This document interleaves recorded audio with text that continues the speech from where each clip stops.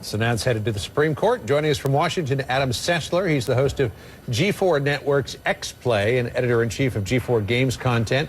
Here with us in the studio, CNN senior legal analyst Jeffrey Toobin. So lay it out for us. What are the issues that the Supreme Court will have to consider here? Well, there are a bunch of them. This is a really new area for the court. First of all, are video games First Amendment expression? The court has never dealt with that. New technologies create new issues for the court. Also, the issue is, what are the free speech rights of people under 18?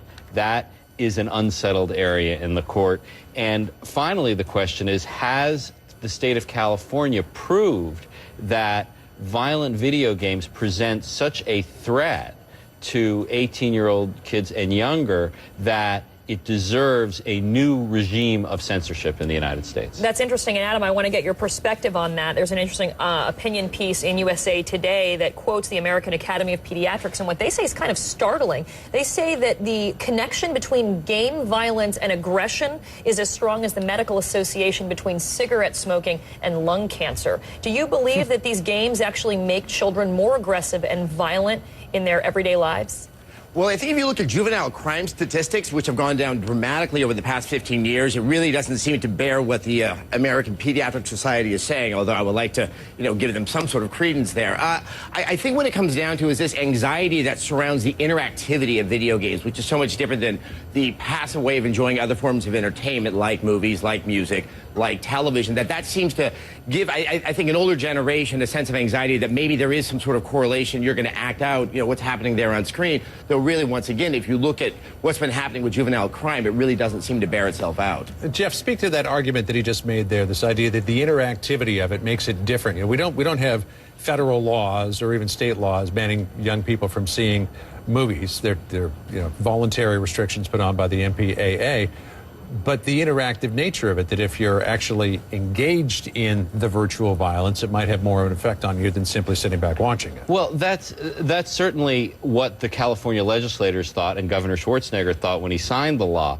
The question is, how much proof do you need in order to persuade the court that it justifies a restriction on speech? I mean, usually the courts say, look, if the legislature thinks that this is an appropriate thing to do, we defer to the legislature. They're the ones who are elected by the people, and we want to stay out of it. The problem here, though, is they also are very careful about restrictions on speech, which I think it's clear that this is. So I don't know how much proof they are going to require. They usually defer to legislatures, but when it comes to restricting speech, they tend to be a little more searching in their scrutiny of what the legislators do.